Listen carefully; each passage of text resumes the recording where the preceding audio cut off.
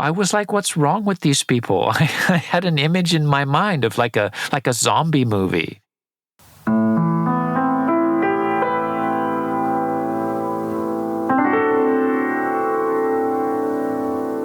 Hello, this is Joseph Scholz, and welcome to the Deep Culture Podcast, where we explore culture and the science of mind. And I'm here with Emre7. Hello, Emre. How are you? Hello, Joseph. I'm really fine. What about you?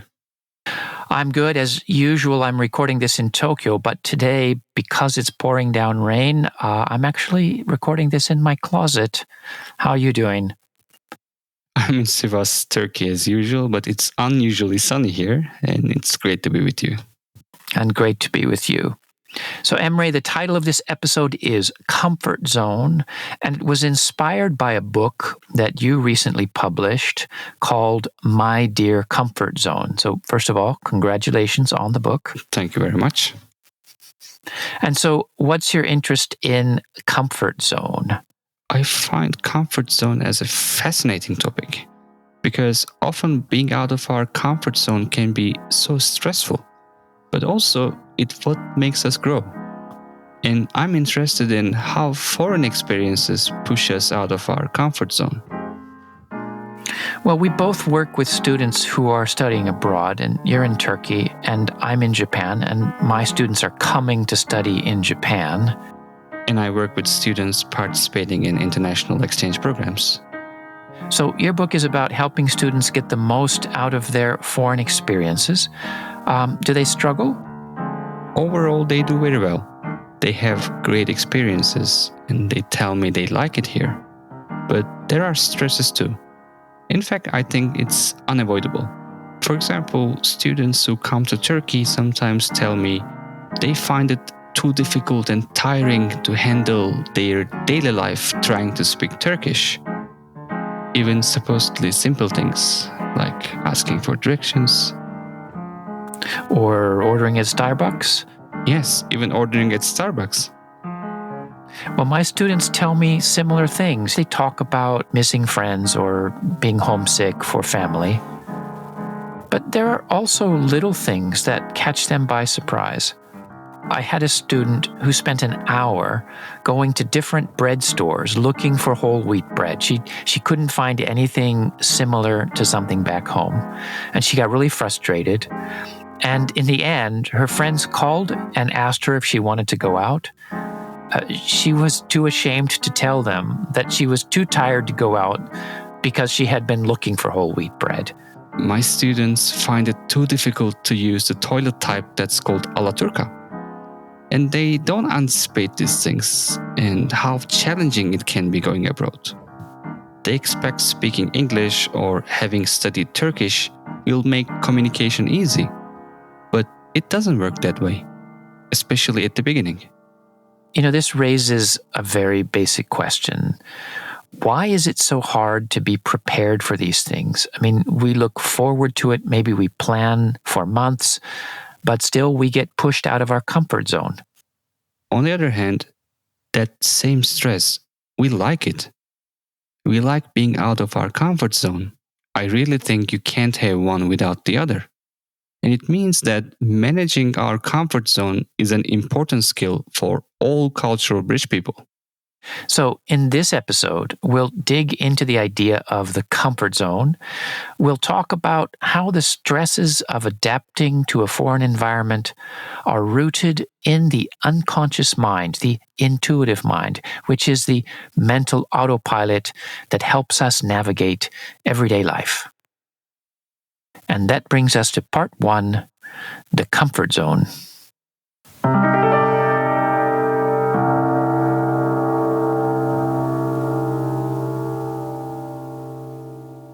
People often use the word culture shock when talking about being stressed in a foreign country. Yes, and Ishita Ray and I did a whole episode about culture shock. That was episode 18. I remember she spoke about her study abroad in France. Yes, well, let's listen back to what she said. I vividly remember this gray Saturday afternoon in March when I was in France. Coming from a tropical country, I had expected that the weather will start brightening up by March. And then the white snowflakes started to appear Oh no. again. Except they weren't magical anymore, All of a sudden, the novelty, the excitement of experiencing snow, all that had vanished into thin air. And I just burst out crying. It was as if the snow symbolized everything foreign and unfamiliar to me at that moment. And I just couldn't bear the burden of the foreign winter anymore.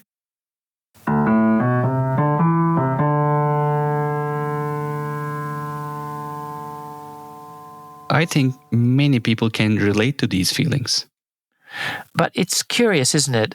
How do such small experiences like a snowy morning or an ATM machine or ordering in Starbucks, how do these little things provoke such powerful reactions? We tend to think that going abroad, that so-called exotic things, will give us the most powerful experiences. And that's not how it works, is it? In fact, in my experience, the obvious cultural differences like different clothing or the buildings being different or the food, it doesn't really impact us on a very deep level. In fact, we often get used to those kinds of things pretty quickly. I agree. Like, if you visit a new city, after, let's say, a week, you feel like an expert. But that's strange too, because we can get used to being someplace pretty quickly. I mean, at least on the surface. But still, little things like no wheat bread or a cold snowy day can cause you stress and make you feel miserable. Well, this is one thing I liked about your book because it points out that if you understand how the mind works, then these reactions are not so surprising. Yes, the comfort zone is not just a metaphor. It relates to the fact that normally our mind is on autopilot. But being in a foreign environment overloads our autopilot, and that's why we feel outside of our comfort zone. And of course, if you listen to this podcast, you've heard us talk about two minds, the attentive mind, which is our conscious problem solving mind, and the intuitive mind. Yes, the intuitive mind is our autopilot. It is sometimes called the cognitive unconscious or the adaptive unconscious. And Daniel Kahneman calls it fast thinking. And the intuitive mind, it operates in the background and it takes care of routine tasks. A lot of what we do every day, we do on autopilot. Brushing your teeth or interacting with people, going shopping, ordering food in a restaurant. But in a foreign environment, things are different. We can't do them on autopilot. And that is why even supposedly simple things like ordering coffee in Starbucks can be stressful in a foreign country. And one of my students actually did get stressed and confused in a Starbucks in New York because the person behind the counter asked him for his name. Oh, because they were going to call out his name when his order was ready, right? But that's not common in Starbucks in Japan. So my student just blanked out. He couldn't understand what was happening. And then the clerk seemed to get irritated, and my student just kind of panicked. Oh no. But that kind of thing isn't strange at all. My students also can get stuck in small interactions. Well, and getting stuck feels stressful, which brings us back to this idea of the comfort zone. When we can handle things in a routine way, we remain comfortable. In psychology, that's sometimes called cognitive ease. But when we're pushed out of our routine, we're also getting pushed out of our comfort zone as well. It's like when we cannot fly on autopilot, our conscious mind, the attentive mind has to work hard to navigate through whatever storm we are facing.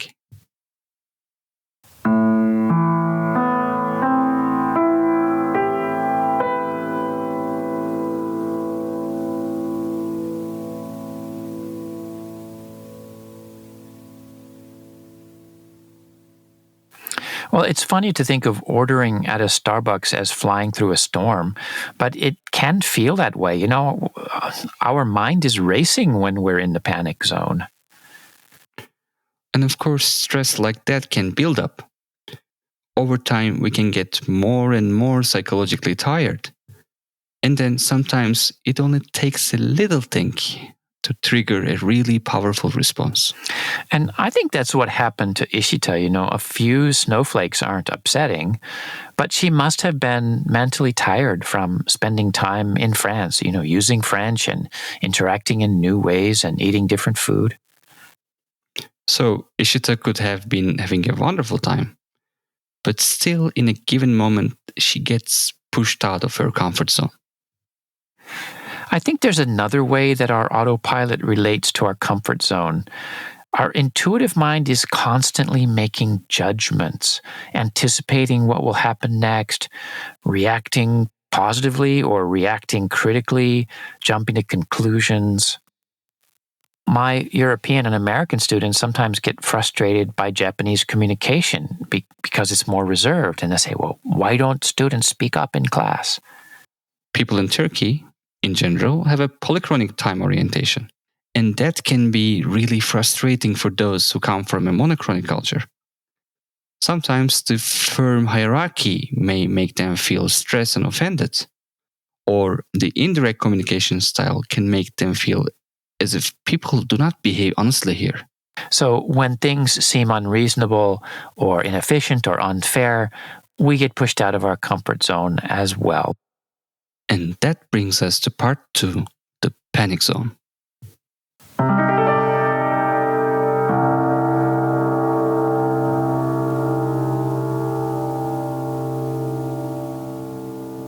Emery, how can you tell when your students are out of their comfort zone? Well, mostly they start to appear in my office more often than usual. And they have a big question mark in their eyes and a problem they stuck with. And then they start asking about the possibility of leaving the program and returning home. In the worst cases, they burst into tears. But I also think that sometimes students are out of their comfort zone in a more general way. Like they sometimes may feel down, or they may just stay in their rooms. Yeah, and that's what people often call culture shock. I think of culture shock as being psychologically tired. Our mental batteries have run down. And when this happens, we can become really negative. When I'm out of my comfort zone, I do have a tendency to make negative judgments. When I was first living in Tokyo, I used to ride a super packed train every morning to work. But not only was it stressful to be jammed together with strangers, but I found everyone's behavior a bit odd. No one was speaking, just silence. I could just hear the sound of the train wheels, and it felt surreal. I couldn't imagine Americans being so packed together without interacting, at least in some way, at least, a nod to each other or a complaint, but there was none of that. I was like, what's wrong with these people? I had an image in my mind of like a zombie movie. It's a funny image, but I must say that's pretty harsh, seeing your fellow passengers as zombies. Well, but that's the thing, when you're out of your comfort zone, we have these thoughts, we make these negative judgments, and that's normal. That's a sign of psychological resistance. And we talked about resistance in episode 14. Human beings are very sensitive to change, and resistance to change is just natural. And there is a whole body of research about this. For example, our minds tend to be biased towards the familiar. The mere exposure effect. And we use different areas of the brain when reasoning about familiar and unfamiliar situations. And novel tasks use up more mental resources. Psychologists talk about cognitive strain or ego depletion. And we know that our mind has a tendency to be biased towards familiar in-groups, and there's a tendency to respond to cultural difference in terms of threat. And there's even research that shows we tend to find non-native speakers of our language less believable. So, Emre, how do you help students deal with resistance? Well, I tell my students that being out of your comfort zone is like going to the gym. At first, our body resists and hurts when we push it out of its routine. But without pushing it, improvement is just not possible. And I tell my students they have to be patient with themselves. I tell them to try getting familiar with the unknown, and which means intentionally trying to get out of routine and make this a routine. So this is like intercultural warm-ups. Exactly. We can actually get into the habit of doing new things. It can be listening to a new type of music, eating something that you have never tried before, or even going home using a new route. But doing this as a new routine.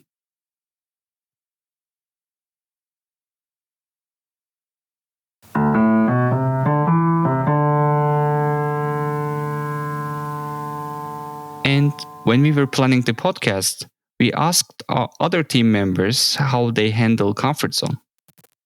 And Yvonne had a great diagram. It was a series of concentric circles, with the inside circle being the comfort zone, and the next zone outside of that is the grown zone. We experience something and say, oh no, and we groan. But the zone beyond that is the learning zone. We groan because we have to adjust to something new, and maybe we resist it. But we recognize that this can also lead to learning. And beyond the learning zone is the growth zone. The new things we've learned make us grow, they stretch us. But if we get stretched beyond our ability to grow and grow, it's the panic zone. And how about you, Joseph? You seem like such an adventurous person. Have you ever visited the panic zone? Oh man, of course I have. I remember one of my panic zone moments was when I was 19. I was going to Mexico to study Spanish and go on a homestay. And my mother dropped me off at the border of Tijuana, just south of my hometown in San Diego, in California. And so my plan was to walk across the border to find the bus station and then take a bus to my destination, San Miguel de Allende. Sounds straightforward. Oh, but no. Then I walked into Mexico with the intention of finding the bus station, but I had no idea where to go. There was a roundabout with an enormous number of local buses and swarms of people. And here I was, totally ignorant about what to do next. I had this heavy green canvas bag, and my Spanish was barely enough to exchange basic information. And so what did you do? Well, I stood there and I had this moment of panic. I froze. I had this sick feeling in the pit of my stomach. And I realized I had no idea what I was doing, where I was going, and no one was going to help me. Everyone was just rushing past, minding their own business. Well, finally, I got up my courage. I approached someone, asked in my broken Spanish, "Where is the bus station?" And he said, "Which one?" And I had no idea that there was more than one bus station. Well, eventually I did make it to the correct bus station, but again I froze. I was surrounded by people all around. There were ticket counters for different bus companies. I couldn't figure out where to go. Eventually I did make it to my homestay, although there were more adventures.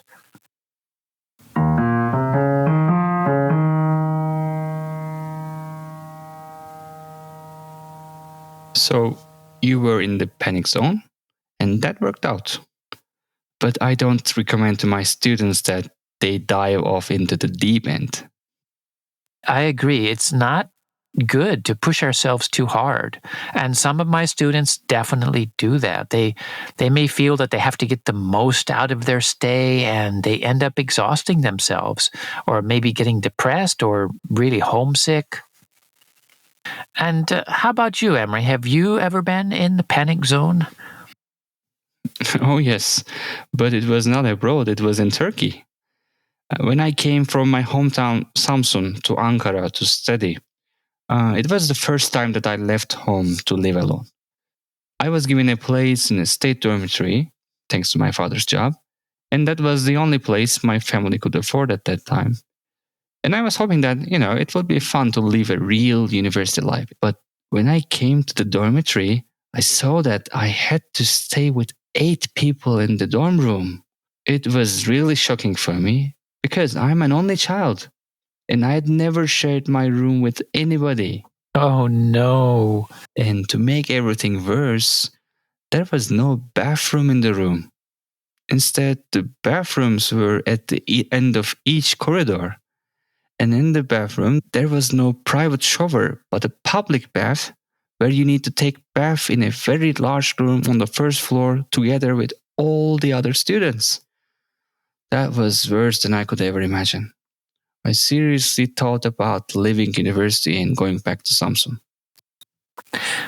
But of course, you did get used to it, right? I did, and I ended up loving university life.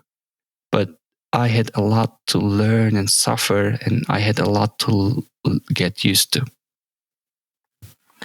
And that brings us to part 3, the growth zone.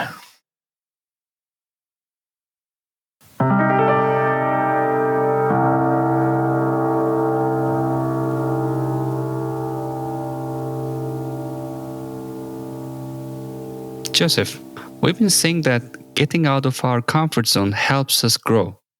But some people might think, why can't we just learn things and stay comfortable?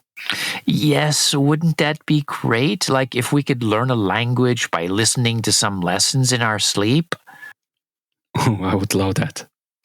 But of course, the things that have a big impact on us are often not easy. And the person whose work helped me understand why this is the case is Jack Mezero. He's known for his work in transformative learning. And as I recall, he was working in adult education. And he studied women who were going back to school as adults. And he found that for some individuals, it was a transformative experience. Going back to school changed their lives. And he wanted to understand what makes learning transformative.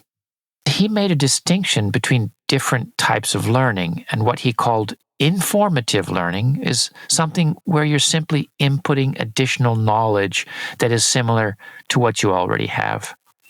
You learn a new recipe, but it doesn't really change how you cook. Exactly. And what he found was that women who went back to school as adults weren't just gaining new knowledge, they were reporting that their way of looking at things had changed. So, transformative learning is about gaining a new perspective. Mezero talked about it as changing one's frame of reference. These women were, quote, reinterpreting their sense of self in relation to the world. Or a different way of saying that is that our view of the world, of how we fit into the world, it shifts somehow. And I guess we have all had an experience like this, something that expands our world in some way. The way that I see it is that experiences that are transformative tend to be those that involve a kind of leap into the unknown. You decide to do something even though you don't know what it will be like. Like deciding to have a child. Yes, that's a perfect example. It's impossible to know what it will really be like to have your first child. It's a totally new experience. And it's impossible to go back. Right. And you, Emre, not so long ago had your first child. Yes, I have a daughter, Edmira, who is now 1.5 years old. And you are right. My whole world shifted. It's not just there's a new person in my life. My whole way of relating to the world has changed. It really is a transformation to become a parent. Well, I love seeing the photos of Elmira that you post on Facebook, but it's taking on the unknown that creates this potential for great change. And foreign experiences can really be transformational.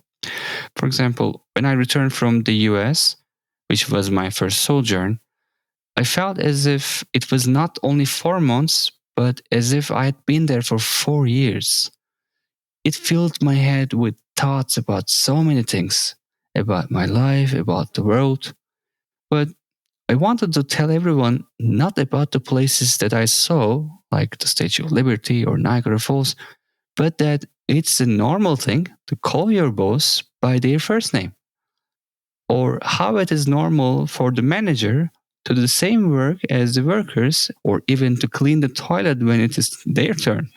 And I remember after my first homestay in Mexico, I arrived back to San Diego and things somehow looked different. And I remember wanting to tell my friends how cool it was to walk on cobblestone streets and to be speaking Spanish. I had found this exciting world. But for them, it was just a story. It wasn't real.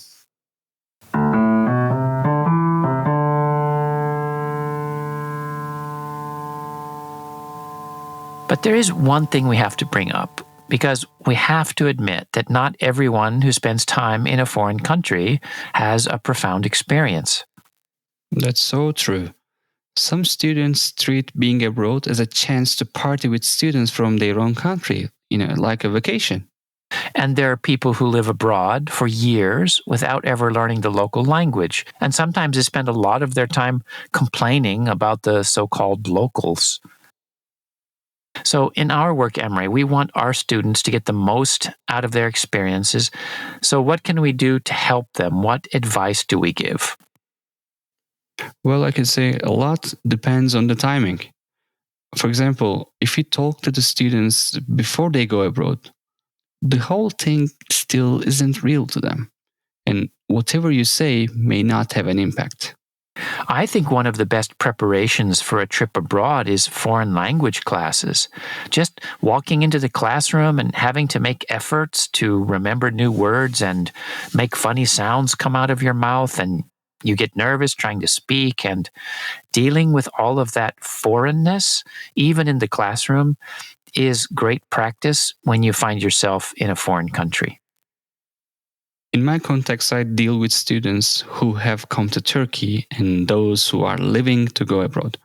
And I try to help them accept the fact that your normal does not have to be somebody else's normal too, especially in a foreign cultural context. And having negative feelings toward differences is not a deficiency. It is indeed the normal working principle of our brain. And thanks to the great flexibility it has, it is something manageable. And let's just say that taking a leap into the unknown can help us grow, but it's not necessary to go into the panic zone. You don't have to push yourself too hard. And if you're feeling overwhelmed, or you notice that you've lost your motivation to explore, it's okay to retreat. Give yourself some time to digest. Yes, your autopilot will start to get used to its new environment, and you will be in the growth zone again. And that's probably a good place to wrap up this episode. But first, let's mention some sources. If you're interested in transformative learning, you can take a look at the work of Jack Mezero. He has numerous publications. And check out the other Deep Culture podcasts about resistance, culture shock, the intuitive mind. You can find them on the website of the Japan Intercultural Institute or your favorite podcast platform.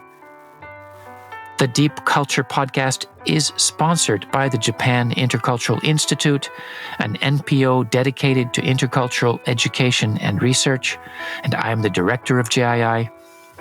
This podcast lasts only about 30 minutes, and there are limits to how deep we can go.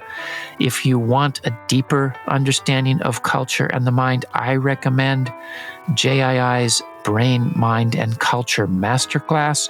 It is a blended learning course and an online community of cultural bridge people. We've got one starting soon.